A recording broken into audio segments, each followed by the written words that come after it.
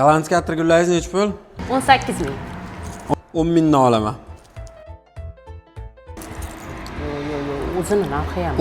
10 mingdan bersangiz olaman. Yo'q, qoplamaydi.